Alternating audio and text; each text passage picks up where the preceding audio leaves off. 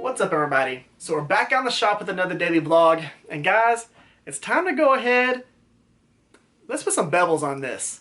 We're gonna do bevels. We're gonna do some pinholes for the tang, and that is the goal for today. If I get to do anything past that, awesome. But I think it's gonna take me a while to really kind of figure out how I want the bevels on this, because I've only got such a small area to work with.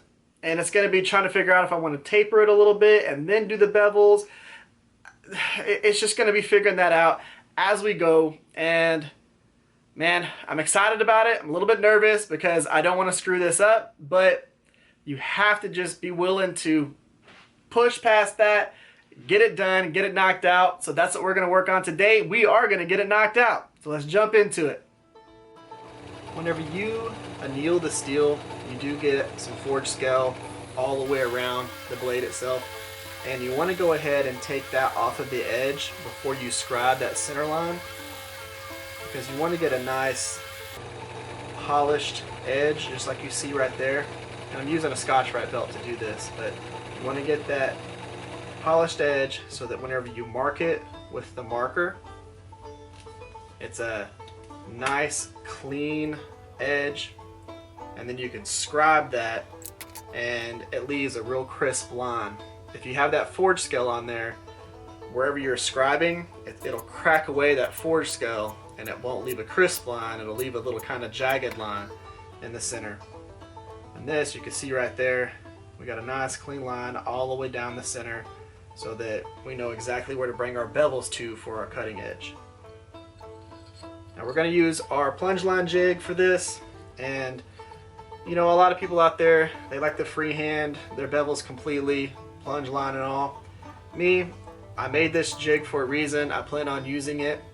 I have no reason to really start messing with freehand and plunge lines. I can do it. I know that I have the skill to do it. This just makes it a lot easier for the amount of knives that I'm making right now. And I do freehand my bevels, so there you go. Now what we're doing right here is we're taking and doing a 45-degree angle to go all the way to that center cutting edge. And then what I'll do is I will feather it back from there. And I do this on both sides. I don't do the 45-degree and then feather one whole side. I'll take and I'll do the 45-degree on both sides. Make sure it's nice and symmetrical, and then I'll start feathering it back. But you can see right here, this spine is still super thick, and this was one of the things that I was worried about by doing the bevels, like the two different bevels, just because I was worried that we were going to end up with a really broad tip like this. So I think what I'm going to do is I'm going to go ahead and thin it out a little bit and taper the whole blade from the plunge line all the way to the tip. So what I'm going to do is I'm going to do a flat grind on the main bevel. So just like you see right here, I'm going to actually just where that main little bevel is, I'm going to be doing a flat grind, and then I'm going to end up doing a convex grind from the main bevel all the way to the tip. So there's going to be two different types of bevels on this, but they're going to look like one when it's all said and done. But whenever you actually look at it up close, you'll see that that main area where the longer cutting edge is a flat grind, and where the upsweep is for the cutting edge, it's a convex grind. And all that means is just that it's rounded.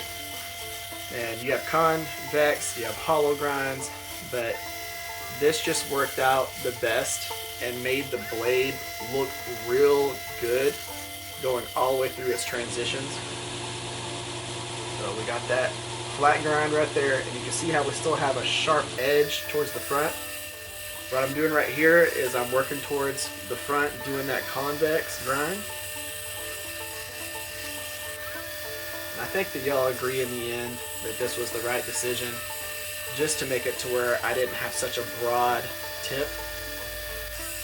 And there was a way that I could have done this, kind of a hindsight type deal, where I could have done another bevel on the top of the knife, and it would have made it to where it had more of a sharp point without doing the convex and doing all that. But I think that this is actually going to turn out real nice, and I like having that flat grind and that convex grind all in one. I think it just looks real nice.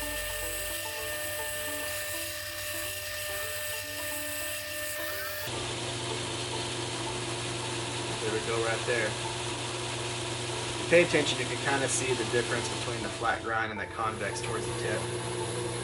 And right here, we're going to use a 120 grit ceramic belt, and we're just going to get some of those grind lines from the 40 grit belt removed from the bevels, and we'll start smoothing it out a little bit.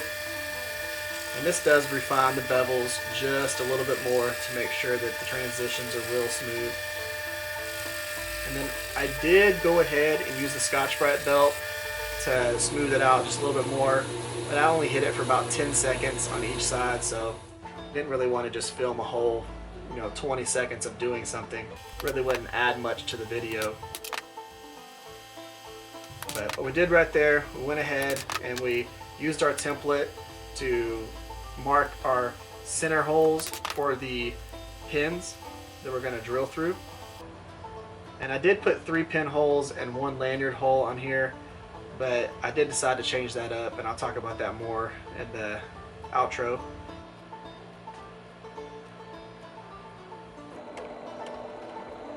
Now, you're probably wondering, well, why didn't he show drilling through the tang? Well, I thought I was filming whenever I did that. The camera was not filming, so you get to see me doing the chamfering on the holes themselves. Now, these did drill super easy. I've had a few of these files where drilling through was a little bit difficult, but this cut real well, so the annealing process worked very well on this particular knife. And we're just doing this to clean up the edges of the pinholes.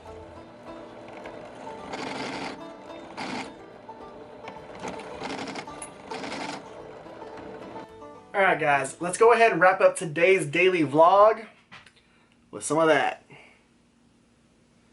So we were able to get the bevels done, and of course I did have to change up the bevels a little bit. I had it set up to where I was going to do bevel and then do another angle here, but if I would have done that, it would have made it to where it was all the way straight to about right here, and then it drastically chink, and it just did not look good. And chink is a technical term, so just in case y'all are wondering. What I decided to do was go ahead and taper it all the way to the front. So it's still super thick here, but it has a nice set of bevels on it that actually makes sense for a knife. And it has a nice, good tip to it. But that's it so far. It's got, of course, some insane plunge lines on it because of how thick it is. That is just absolutely gorgeous. Originally, I was going to do 3 pins in the center and then 1 pin here, but that would have been a little overkill on the pins. I could have just done this one and this lanyard hole if I wanted to, but I'm going to do the pin here, lanyard tube. It's going to be the 3/16 lanyard tube instead of the 1/4 inch. So that's what we're going to do there. This is going to be super comfortable in the hand with the way that it comes around right here. This little notch is for your pinky. So that is just going to be a super sleek, super awesome, ridiculously thick knife. But guys, y'all tell me what y'all think about it in the comment section, and if y'all would give this video a thumbs up, share this video or one of the videos I've done in the past that might be your favorite, and if you haven't yet, bottom corner, hit that subscribe button, turn on the notification bell so you get notified for when we actually do the next few steps in this knife. Guys, thank y'all for coming by, thank y'all for spending your time with me. Y'all have an amazing day. I'll catch y'all next time.